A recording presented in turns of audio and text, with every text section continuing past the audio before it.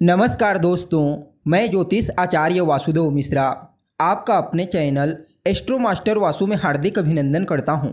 दोस्तों, आज का यह ज्योतिष का कार्यक्रम आप लोगों के लिए यानी कि तुला राशि वालों के लिए बड़ा ही खास कार्यक्रम साबित होगा। आज हम चर्चा करेंगे ग्रहों के राजा सूर्य के राशि परिवर्तन प्रभाव के बारे में। जी हाँ, आने वाले 16 अगस्त 2024 की दोपहर 12:20 पर भुवन भास्कर सूर्य अपनी वर्तमान जल तत्वीय राशि कर्क राशि को छोड़कर अपनी स्वयं की मूल त्रिकोण राशि अग्नि तत्वीय राशि सिंह राशि में प्रवेश कर जाएंगे, जहां कि वो 16 सितंबर 2024 की प्रातःकाल तक रहेंगे और इसके पश्चात कन्या राशि में प्रवेश कर जाएंगे। तो ऐसे में बड़े विस्तार के साथ जानने का प्रयास करेंगे कि सूर्य अपनी स्वयं की मूल त्रिकोण राशि में गोचर करते हुए किस प्रकार से आपको प्रभावित करेंगे। जी हाँ, इस गोचर काल के दौरान जीवन के किन किन क्षेत्रों में आपको श्रेष्ठ परिणाम की प्राप्ति होगी, तो वहीं कहाँ कहाँ पर आपको सावधानी बरतने की आवश्यकता होगी, सभी बातें विस्तार के साथ आपको बताने वाले हैं। इसलिए कार्यक्रम को अंत तक देखने का प्रयास कीजिए।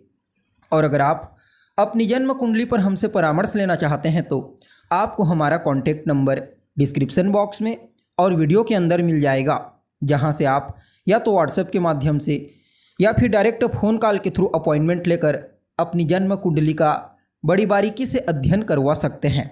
तो दोस्तों, सूर्य कौन है? सूर्य तो मान सम्मान, पद प्रतिष्ठा, सफलता, ऊंचाई, सरकारी नौकरी, पिता और आरोग्यता के कारक हैं सूर्य। जन्म कुंडली में सूर्य का बलवान होना व्यक्ति को जीवन के हर क्षेत्र में श्रेष्ठ सफलता प्रदान करता है।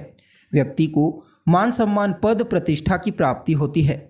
जबकि जन्म कुंडली में किसी भी तरह से सूर्य पीड़ित होते हैं, कमज़ोर होते हैं, तो फिर व्यक्ति को जीवन में सफलता प्राप्त करने के लिए बहुत ज़्यादा संघर्ष करना पड़ता है। इसके बावजूद किसी भी फील्ड में श्रेष्ठ सफलता की प्राप्ति नहीं हो पाती। इसलिए सूर्य का बली होना बेहद आवश्यक होता है। अब देखा जाए तो सूर्य एक राशि में 30 दिनों तक ही रहते हैं, लेकिन इस बार का उनका परिवर्तन अपने आप में ही खास होने के लिए जा रहा है। क्योंकि साल में एक ही बार ऐसा होता है जब सूर्य अपनी स्वयं की राशि से संचार करते हैं, और वह समय होता है अगस्त से लेकर सितंबर के मध्य का समय।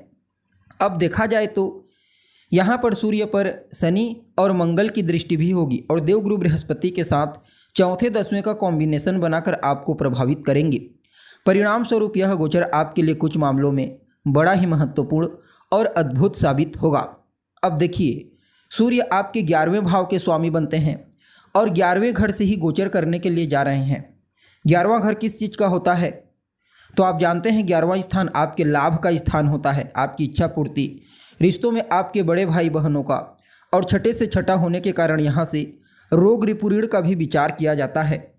अब यहाँ पर सूर्य पर शनि और मंगल की दृष्टि है, देवगुरु बृहस्पति के साथ केंद्र का कॉम्बिनेशन। परिणाम स्वरूप यह गोचर आपके लिए लाभ के दृष्टिकोण से अत्यंत ही श्रेष्ठ साबित होगा। यूँ समझ लीजिए, सूर्य के इस गोचर काल के दौरान आपके धन धान्य में वृद्धि होगी। आपके रुके हुए पैसे आपको प्राप्त होंगे। धन आगमन के कुछ नए सोर्स आपको प्राप्त होने वाले हैं। यानी कि जिस भी माध्यम से धन का आगमन होता है वहाँ से तो आएगा ही आएगा, साथ ही साथ कुछ नए सोर्स धन आगमन के आपको प्राप्त होंगे, जो कि आपकी आर्थिक स्थिति को पहले की तुलना में मजबूती प्रदान करेगा। आपकी कोई अधूरी इच्छा है जो लंबे समय से पूरी नहीं हो पा रही है, तो इसकी भी प्रबल संभावना है कि इस गोचर काल के दौरान आपकी वह अधूरी इच्छा पूरी हो जाए। सिर्फ इतना ही नहीं, बल्कि बड़े भाई बहनों के साथ, अपने पिता के साथ, अपने चाचा, सभी का समर्थन आपको प्राप्त होगा। उनके साथ आपके तालमेल बेहतर होंगे। उनके सहयोग से ही आप इस गोचर काल के दौरान जीवन में आगे बढ़ पाने में कामयाब होंगे। आपके साथ साथ देखा जाए तो उनके करियर के दृष्टिकोण से भी सूर्य का यह गोचर विशेष उपलब्धि प्रदायक साबित होगा। सामाजिक क्षेत्र में भी आपका वर्चस्व बढ़ने वाला है, अर्थात समाज में आपके मान सम्मान, पद प्रतिष्ठा में विशेष रूप से वृद्धि होगी। अपने करियर और व्यापार को लेकर के आपने पिछले कई महीनों से जो मेहनत किया था, उसका सकारात्मक परिणाम अब आपको मिलने वाला है। अब देखिए, 11वें भाव से गोचर करने वाले सूर्य की सीधी दृष्टि कहाँ जाएगी? तो आपके पंचम भाव पर जाएगी। पंचम भाव किस चीज़ का होता है? तो आपकी शिक्षा, आपकी संतान और लव लाइफ का होता है। परिणाम स्वरूप इन क्षेत्रों में आपको सकारात्मक रिजल्ट की प्राप्ति होगी। यूँ समझ लीजिए, सूर्य की दृष्टि के चलते जहाँ एक तरफ विद्यार्थियों को श्रेष्ठ सफलता की प्राप्ति होगी, चाहे फिर किसी भी प्रकार से कोई प्रतियोगी परीक्षा हो, कंपटीशन एग्जाम, या फिर कोई नया एडमिशन लेना चाहते हैं, सभी प्रकार की मनोकामनाएं इस गोचर काल के दौरान पूरी होने वाली है। लव लाइफ के दृष्टिकोण से भी अगर आप किसी के साथ रिलेशनशिप में हैं तो उनके साथ आपके रिश्ते और बेहतर होंगे। वहीं संतान की उपलब्धियों से भी आपको गर्व महसूस होगा और संतान की तरफ से कोई शुभ समाचार की प्राप्ति आपको हो सकती है, जिससे आपके मन में प्रसन्नता की भावना देखने को मिलेगी। हालांकि आपको इस दौरान एफर्ट करने से पीछे नहीं हटना है। जितना ज़्यादा हो सके मेहनत कीजिए, पुरुषार्थ कीजिए, क्योंकि मंगल और शनि की दृष्टि सूर्य पर होगी तो आपके एफर्ट में वृद्धि देखने को मिलेगी। यानी कि कुल मिलाकर के देखा जाए तो समय आपके फेवर में रहेगा।